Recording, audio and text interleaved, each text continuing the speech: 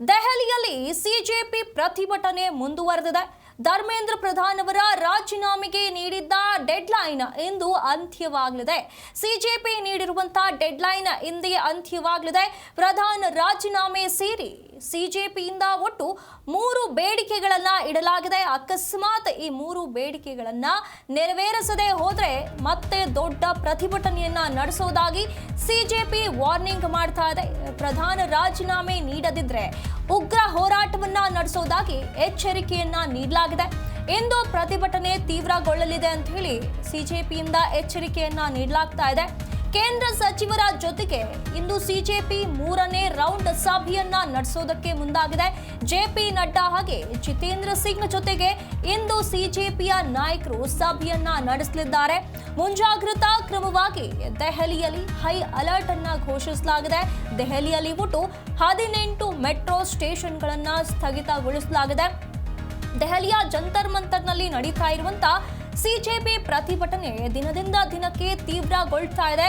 ಮತ್ತಷ್ಟು ಜನ ದಿನದಿಂದ ದಿನಕ್ಕೆ ಹೆಚ್ಚಾಗಿ ಆಡ್ ಆಗ್ತಾ ಹೋಗ್ತಿದ್ದಾರೆ. ಹಾಗಾಗಿ ಸಿಜೆಪಿಯಿಂದ ಕೆಲವೊಂದಿಷ್ಟು ಡಿಮ್ಯಾಂಡ್ಗಳನ್ನ ಕೇಂದ್ರಕ್ಕೆ ಇಡಲಾಗಿತ್ತು. ಆ ಡಿಮ್ಯಾಂಡ್ಗಳನ್ನ ಪೂರೈಸಿದ್ರೆ ಈ ಒಂದು ಪ್ರತಿಭಟನೆಯನ್ನ ಕೈ ಬಿಡೋದಾಗಿ ಹೇಳಲಾಗಿದೆ. ಅಕಸ್ಮಾತ್ ಈ 3 ಬೇಡಿಕೆಗಳು ಈಡೇರದೆ ಹೋದ್ರೆ ಇದು ಒಂದು ಪ್ರತಿಭಟನೆ ನಡೀತಾ ಇದೆ. ಇದನ್ನ ದೊಡ್ಡ ಮಟ್ಟದಲ್ಲಿ ಕೊಂಡೊಯ್ಯುವಂತಹ ಎಚ್ಚರಿಕೆಯನ್ನ ನೀಡಲಾಗಿದೆ. ಇಲ್ಲಿಯವರೆಗೂ ಕೂಡ ಶಿಕ್ಷಣ ಸಚಿವರು ಧರ್ಮೇಂದ್ರ ಪ್ರಧಾನ್ ಅವರ ರಾಜೀನಾಮೆಗೆ ಒತ್ತಾಯ ಕೇಳಿ ಬಂದಿದೆ. ಅದನ್ನ ಈಡೇರಿಸಲೇಬೇಕು ಅಂತ ಹೇಳಿ ಬೇಡಿಕೆಯನ್ನ ಇಟ್ಟಿರುವಂತದ್ದು. ಇಂದಿನವರೆಗೂ ಕೂಡ ಡೆಡ್ಲೈನ್ ಅನ್ನ ನೀಡಲಾಗಿತ್ತು. ಇಂದಿನ ಒಳಗೆ ಅಂತಿಮ ನಿರ್ಧಾರವನ್ನ ಕೇಂದ್ರ ತಿಳಿಸಬೇಕು ಅಂತ ಹೇಳಿ ಸಿಜೆಪಿ ಹೇಳಿತ್ತು. ಅದಕ್ಕೆ ಆಧಾರವಾಗಿ ಇಂದು ಒಂದು ಮೀಟಿಂಗ್ ಕೂಡ ನಡೆಯಲಿದೆ. ಕೇಂದ್ರ ಸಚಿವರ ಜೊತೆಗೆ ಸಿಜೆಪಿ 3ನೇ ರೌಂಡ್ ಸಭೆಯನ್ನ ನಡೆಸಲಿದೆ. ಈ ಸಭೆಯ ನಂತರ ಕೇಂದ್ರ ಯಾವ ನಿರ್ಧಾರವನ್ನ ತೆಗೆದುಕೊಳ್ಳುತ್ತೆ ಅನ್ನೋದರ ಆಧಾರದ ಮೇಲೆ ಈ ಪ್ರತಿಭಟನೆಯ ಭವಿಷ್ಯ ನಿಂತಿರುವಂತದ್ದು. ಈಗಾಗಲೇ ಪ್ರಧಾನಿ ಮೋದಿ ಅವರು ಮೌನ ಮುರಿದಿಲ್ಲ ಅಂತ ಹೇಳಿ ಹೇಳಲಾಗ್ತಾ ಇತ್ತು. ಅದಕ್ಕೆ ಸಂಬಂಧಪಟ್ಟಂತೆ 24 ಗಂಟೆಗಳಲ್ಲೇ 2 ವಿಡಿಯೋಗಳನ್ನ ಮಾಡಿಬಿಟ್ಟಿದ್ದಾರೆ. ಆ ವಿಡಿಯೋಗಳಲ್ಲೂ ಕೂಡ ಎಲ್ಲೂ ಧರ್ಮೇಂದ್ರ ಪ್ರಧಾನ್ ಅವರ ರಾಜೀನಾಮೆಯ ಬಗ್ಗೆ ಉಲ್ಲೇಖವಾಗಿಲ್ಲ. ಹಾಗಾಗಿ ಇದು ಮತ್ತಷ್ಟು ಅನುಮಾನಕ್ಕೆ ಕಾರಣವಾಗ್ತಾ ಇದೆ. ಹಾಗಾದ್ರೆ ಧರ್ಮೇಂದ್ರ ಪ್ರಧಾನ್ ರಾಜೀನಾಮೆ ಕೊಡಲ್ವಾ? 47 ಅಧಿಕಾರಿಗಳ ತಲೆದಂಡವಾಗಿದೆ. ಬೇರೆ ರೀತಿಯಲ್ಲಿ ಕ್ರಮಗಳನ್ನು ಕೈಗೊಳ್ಳಲಾಗ್ತಾ ಇದೆ. ಆದರೆ ಎಲ್ಲೂ ಕೂಡ ಧರ್ಮೇಂದ್ರ ಪ್ರಧಾನ್ ಅವರ ರಾಜೀನಾಮೆಯ ಬಗ್ಗೆ ಚರ್ಚೆಯೇ ನಡೀತಾ ಇಲ್ಲ. ಅದರ ಹೆಸರೇ ಕೂಡ ಕೇಳಿ ಬರ್ತಾ ಇಲ್ಲ. ಹಾಗಾಗಿ ಇದು ಅನುಮಾನವನ್ನ ಉಂಟು ಮಾಡ್ತಾ ಇದೆ. ಇಂದು ನಡೆಯುವಂತಹ ಸಭೆಯಲ್ಲಿ ಕೇಂದ್ರ ಸಚಿವರು ಯಾವ ನಿರ್ಧಾರವನ್ನ ಸಿಜೆಪಿ ಕಾರ್ಯಕರ್ತರಿಗೆ ತಿಳಿಸಲಿದ್ದಾರೆ? ಇದಕ್ಕೆ ಸಿಜೆಪಿ ವತಿಯಿಂದ ಒಪ್ಪಿಗೆಯಾಗುತ್ತಾ? ಈ ಒಂದು ನಿರ್ಧಾರಕ್ಕೆ ಒಪ್ಪಿಗೆಯನ್ನ ಸಿಜೆಪಿ ವತಿಯಿಂದ ಸೂಚಿಸ್ತಾರಾ ಅನ್ನುವಂಥ ಅನುಮಾನಗಳು ಕೂಡ ಇರುವಂಥದ್ದು. ಹಾಗಾಗಿ ಇಂದು ನಡೆಯುವಂತಹ ಈ 3ನೇ ರೌಂಡ್ ಸಭೆ ಏನಿದೆ ಆ ಸಭೆಯ ಮೇಲೆ ಎಲ್ಲವೂ ಕೂಡ ನಿರ್ಧಾರವಾಗಿರುವಂಥದ್ದು. ಕೆಲ ದಿನಗಳವರೆಗೂ ಕೂಡ ಈ ಒಂದು ಹೋರಾಟ ಕೇವಲ ಸತ್ಯಾಗ್ರಹ, ಶಾಂತಿಯುತವಾದಂಥ ಹೋರಾಟಕ್ಕಷ್ಟೇ ಸೀಮಿತವಾಗಿತ್ತು.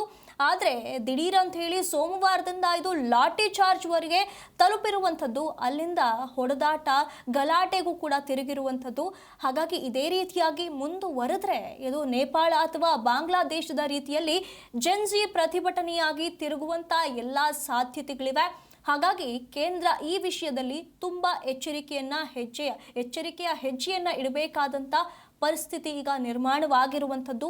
ಹಾಗಾಗಿ ಕೇಂದ್ರ ಆ ಕಡೆ ಧರ್ಮೇಂದ್ರ ಪ್ರಧಾನ್ ಅವರ ರಾಜೀನಾಮೆಯನ್ನ ಕೊಡಬೇಕಾ ಅಥವಾ ಬೇರೆ ಯಾವ ರೀತಿಯಲ್ಲಿ ಈ ಒಂದು ಸಮಸ್ಯೆಯನ್ನ ಸಾಲ್ವ್ ಮಾಡಬಹುದು ಅನ್ನೋದ್ರ ಬಗ್ಗೆ ಯೋಚನೆಯನ್ನ ಮಾಡ್ತಾ ಇದೆ.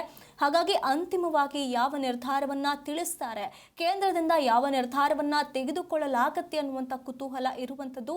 ಸಿಜೆಪಿ ವತಿಯಿಂದ ಯಾರೆಲ್ಲ ತೆರಳುತ್ತಾರೆ, ಅವರೊಂದಿಗೆ ನಡೆಸುವಂಥ ಮೀಟಿಂಗ್ ಏನಿದೆ ಅದರ ಮೇಲೆ ಮುಂದಿನ ಎಲ್ಲ ನಿರ್ಧಾರಗಳು ಡಿಪೆಂಡ್ ಆಗುವಂಥದ್ದು. ಹಾಗಾಗಿ ಸಿಜೆಪಿಯಲ್ಲಿ ಉಂಟಾಗಿರುವಂಥ ಈ ಒಂದು ಗದ್ದಲ ಏನಿದೆ ಅದು ತಣ್ಣಗಾಗಬೇಕು ಅಂತಂದರೆ ಇವರು ಇಟ್ಟಿರುವಂಥ 3 ಬೇಡಿಕೆಗಳು ನೆರವೇರಲೇಬೇಕು. ಆ 3 ಬೇಡಿಕೆಗಳು ನೆರವೇರುತ್ತಾ ಅಥವಾ ಯಾವ ರೀತಿಯಾಗಿ ಸಮಾಧಾನ ಪಡಿಸ್ತಾರೆ ಸಿಜೆಪಿ ಕಾರ್ಯಕರ್ತರನ್ನ ಅನ್ನೋದನ್ನು ನೋಡಬೇಕಾಗಿದೆ. ಕೇವಲ ಇಷ್ಟೇ ಜನ ಯುವಕರು ವಿದ್ಯಾರ್ಥಿಗಳು ಪ್ರತಿಭಟನಾಕಾರರಿಗೆ ಅಷ್ಟೇ ಸೀಮಿತವಾದಂಥ ಆ ಒಂದು ಪ್ರತಿಭಟನೆ ಹೋಗ್ತಾ ಹೋಗ್ತಾ ಹಲವರೆಲ್ಲರೂ ಕೂಡ ಜಾಯಿನ್ ಆಗ್ತಾ ಹೋದ್ರು. ಕಾಂಗ್ರೆಸ್ ನಾಯಕರು ಕೂಡ ಅವರಿಗೆ ಸಾಥನ್ನ ನೀಡಿದ್ದಾರೆ. ಅದು ರಾಜಕೀಯ ತಿರುವನ್ನು ಕೂಡ ಒಂದು ಕಡೆ ಪಡೆದುಕೊಂಡಿದೆ. ಅಷ್ಟೇ ಅಲ್ಲದೆ ಭಾರತದ ಹಲವು ಸ್ಟಾರ್ಗಳು ಕೂಡ ಪ್ರತಿಭಟನೆಗೆ ಸಾಥ್ ನೀಡಿದ್ದಾರೆ, ವಿದ್ಯಾರ್ಥಿಗಳ ಭವಿಷ್ಯದ ಬಗ್ಗೆ ಮಾತನಾಡಿದ್ದಾರೆ. ಹಾಗಾಗಿ ಇಂಥ ಒಂದು ಸೂಕ್ಷ್ಮವಾದಂಥ ವಿಷಯವನ್ನ, ಸೆನ್ಸಿಟಿವ್ ಮ್ಯಾಟರ್ ಅನ್ನ ಕೇಂದ್ರ ಯಾವ ರೀತಿಯಾಗಿ ಸಾಲ್ವ್ ಮಾಡುತ್ತೆ, ಯಾವ ನಿರ್ಧಾರವನ್ನ ತೆಗೆದುಕೊಳ್ಳುತ್ತೆ ಅನ್ನುವಂಥ ಕುತೂಹಲ ಇದೆ. ಹಾಗಾಗಿ ಇಂದು ನಡೆಯುವಂಥ ಮೂರನೇ ರೌಂಡ್, ಥರ್ಡ್ ರೌಂಡ್ ಸಭೆ ಏನಿದೆ, ಈ ಮೀಟಿಂಗ್ನಲ್ಲಿ ಯಾವ ನಿರ್ಧಾರವನ್ನ ತೆಗೆದುಕೊಳ್ತಾರೆ, ಜೆ.ಪಿ. ನಡ್ಡಾ ಮತ್ತು ಜಿತೇಂದ್ರ ಸಿಂಗ್ ಜೊತೆಗೆ ಸಿಜೆಪಿಯ ಕಾರ್ಯಕರ್ತರು ಭಾಗಿಯಾಗಲಿದ್ದಾರೆ. ಇಲ್ಲಿ ಭಾಗಿಯಾಗಿ ಮಹತ್ವದ ನಿರ್ಧಾರವನ್ನ ತೆಗೆದುಕೊಂಡು ಹೊರಬರಲಿದ್ದಾರೆ. ಅಕಸ್ಮಾತ್ ಅವರು ಅಲ್ಲಿ ಕೇಂದ್ರದ ನಿರ್ಧಾರದಿಂದ ಸಮಾಧಾನಗೊಂಡ್ರೆ ಮಾತ್ರ ಈ ಪ್ರತಿಭಟನೆ ಅಂತ್ಯವಾಗುತ್ತೆ. ಇಲ್ಲವಾದರೆ ಇದು ಮತ್ತಷ್ಟು ತೀವ್ರ ಸ್ವರೂಪವನ್ನ ತೆಗೆದುಕೊಳ್ಳೋದು ಖಂಡಿತ ಅಂತ ಹೇಳಲಾಗ್ತಾ ಇರುವಂಥದ್ದು. ಹಾಗೆ ಇಂದು ಕೂಡ ಪ್ರತಿಭಟನೆ ಮುಂದುವರೆದಿದೆ. ಈಗಲೂ ಕೂಡ ಪ್ರತಿಭಟನೆ ನಡೀತಾ ಇದೆ ಜಂತರ್ ಮಂತರ್ನಲ್ಲಿ. ಹಾಗಾಗಿ ಮುಂಜಾಗ್ರತಾ ಕ್ರಮವಾಗಿ ದೆಹಲಿಯಲ್ಲಿ ಹೈ ಅಲರ್ಟ್ ಘೋಷಣೆಯಾಗಿದೆ. ದೆಹಲಿಯಲ್ಲಿ ಒಟ್ಟು 18 ಮೆಟ್ರೋ ಸ್ಟೇಷನ್ಗಳನ್ನು ಸ್ಥಗಿತಗೊಳಿಸಲಾಗಿದೆ. ಬೇರೆ ಬೇರೆ ಕಡೆಗಳಿಂದ ಪ್ರತಿಭಟನಾಕಾರರು ಬಂದು ಜಾಯಿನ್ ಆಗ್ತಿದ್ದಾರೆ. ದಿನದಿಂದ ದಿನಕ್ಕೆ ಪ್ರತಿಭಟನಾಕಾರರ ಸಂಖ್ಯೆ ಹೆಚ್ಚಾಗ್ತಾ ಇರುವಂಥದ್ದು. ಹಾಗಾಗಿ ಅದನ್ನು ತಡೆಗಟ್ಟೋದಕ್ಕೆ 18 ಮೆಟ್ರೋ ಸ್ಟೇಷನ್ಗಳನ್ನು ಸ್ಥಗಿತಗೊಳಿಸಲಾಗಿದೆ.